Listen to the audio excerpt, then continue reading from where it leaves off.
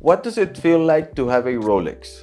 I believe that after several videos in which we have talked about the identity that having a certain type of watch gives you, we can conclude that depending on the brand of the watch, it can give you different things. It can be a way to show your purchasing power, it can be a status symbol, it can be a way to belong to a certain group, it can be a watch that offers a good quality price ratio, among many other things. Obviously, this is something personal and entirely up to you. And here I ask you, why did you buy your watch? How does your watch make you feel? And most importantly, what do you want your watch to say about you? I think today's video topic is accompanied by a phrase I have mentioned in some of my videos before, and that I feel many people do not really understand. Watches are no longer just for telling time. And we will talk about this in another video, but I want to focus specifically on Rolex and two other brands that are sold to you and give you a similar feeling to Rolex. And I hope this example helps you understand better. There are definitely different types of identity that brands invest in marketing for you to have. And Rolex, AP, and Richard Mille are three brands that sell power, or at least the image of power. These brands that sell that type of power are brands that have certain scarcity, because not everyone can have a prestigious brand. Not just because of the price, since many people actually have the money to buy a Rolex, but even if you have the money, you may not be able to buy it. So having a watch like that also gives you a certain level above even people who have the same amount of money or even more than you, because you have something that they may not be able to have. And the curious thing is that these three super luxury brands coexist perfectly in their environment and do not compete with each other.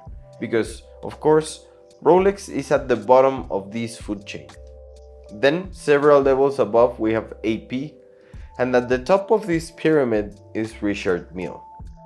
But now, I think once we have established that, we can focus on what it feels like to have a Rolex. Because believe me, Rolex has spent a fortune, a literal fortune, on its marketing to position itself as one of the most recognized brands in the world, if not the most recognized.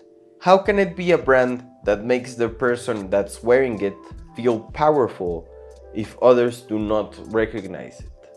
And that is one of the most important points. I could tell you that there are better watches, that there are brands that for less money offer more or better technology than Rolex with more complications. Yes, we know. But then why Rolex? Why do people choose Rolex?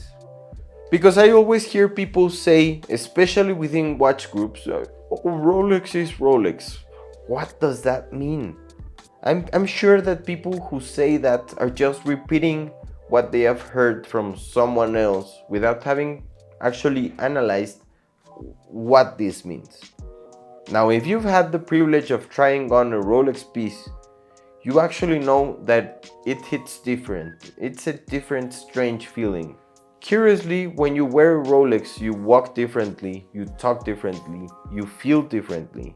And I think it also comes from a point of view where people perceive you differently. Why? Because you're wearing a piece that a large percentage of the world recognizes as representing power, as representing money, and representing to a certain extent influence, representing exclusivity over other people. Now, I am not saying that having a Rolex makes you better than other people. Be careful with that. I am saying that this is what the piece represents. And the most curious thing is that the reaction is the same, whether you're wearing a Rolex from the 40s or the latest and most desired model. Now, there are brands that are only for connoisseurs, that only experts will recognize. And even if they are incredible pieces of engineering and craftsmanship, the world will actually not care what you're wearing. And sadly, the world treats you as it sees you. Many people sometimes treat me differently if I am wearing a suit and tie, or if I'm wearing a short sleeve and show my tattoos. It is something natural, and it is something that you get used to.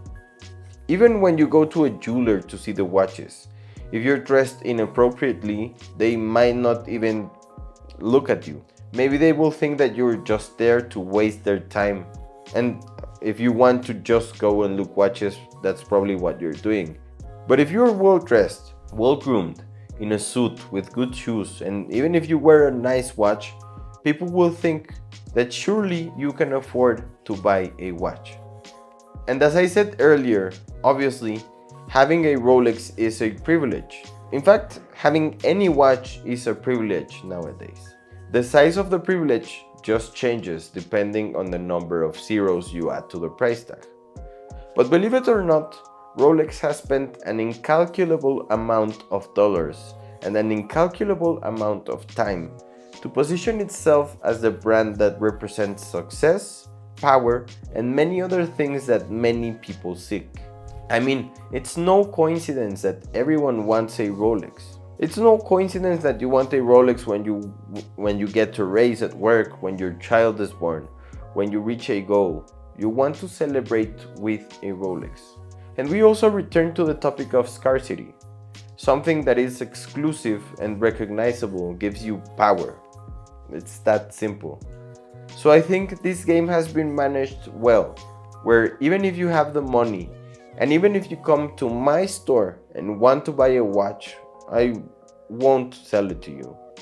Because having a Rolex is not just about having money. It's all about power. But what do you think? Now guys, remember, more than 90% of you that watch my videos are not subscribed. So if you like talking about watches, if you like talking about the market, click that subscribe button and activate the bell, and I'll see you here next time.